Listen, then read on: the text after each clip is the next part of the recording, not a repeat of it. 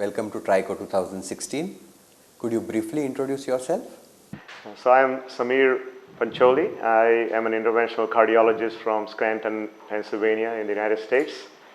I grew up in Ahmedabad for the first 20 years, and so this is my original home. What is your impression of TRICO 2016? TRICO has always been a course. From the beginning, I've been involved with TRICO from the first year that we started.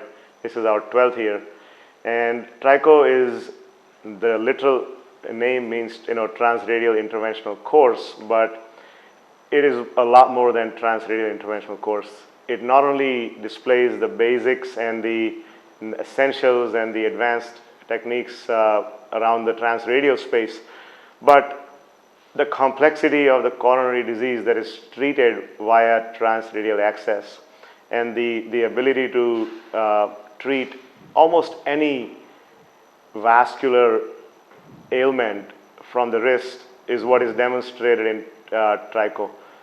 We have essentially attempted to show our attendees that transradial not only is the best access, but does not put you at any kind of a disadvantage compared to other access sites.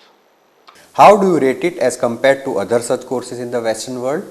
I would rate it right at the top. Most of the attendees would agree. Most of the faculty, would agree. We've heard testimonials from many faculty over the decade and more that we've been doing this, that TRICO matches or exceeds majority of the live demonstration courses. How do you rate the course content of TRICO 2016? So the live course content is probably one of the best in the world. There are very few courses left in the Western world where we have so much live content. TRICO continuously provides you with a highly engaging series of live cases. And then we have world-class faculty from the leadership organizations, pioneers who have defined concepts and techniques presenting on our stage. So I think it's a very optimal mix of technique demonstration and science discussion.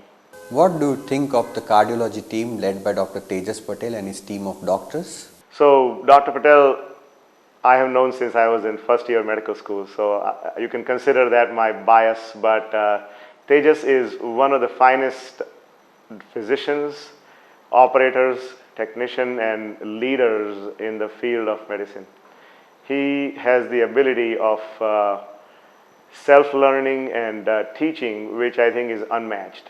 I've learned everything from anatomy to transradial from him, and he's able to motivate the team. So if you are a TRICO attendee or faculty, the first thing you notice is how a large operation like this works seamlessly under his leadership, and everybody has the sense of ownership of this place, of this program.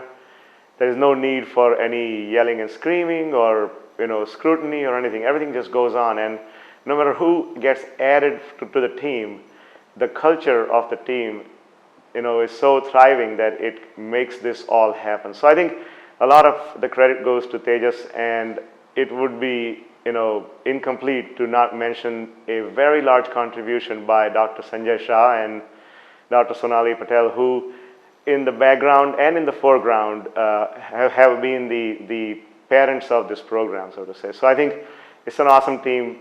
In full disclosure, I have to say that I needed to have a coronary angiogram done, and guess where I had it done? It was at Apex 3 days ago. So I can't give a better recommendation than that. Great, sir. And finally, how do you rate the infrastructure of our institute? Highly, very high class. So, my wife and I were, I was the patient, and I walked in, and the efficiency, the tidiness, the usual concern that a Western patient has about the healthcare facilities in a developing country like India is whether it will be clean, whether everybody will be up to speed.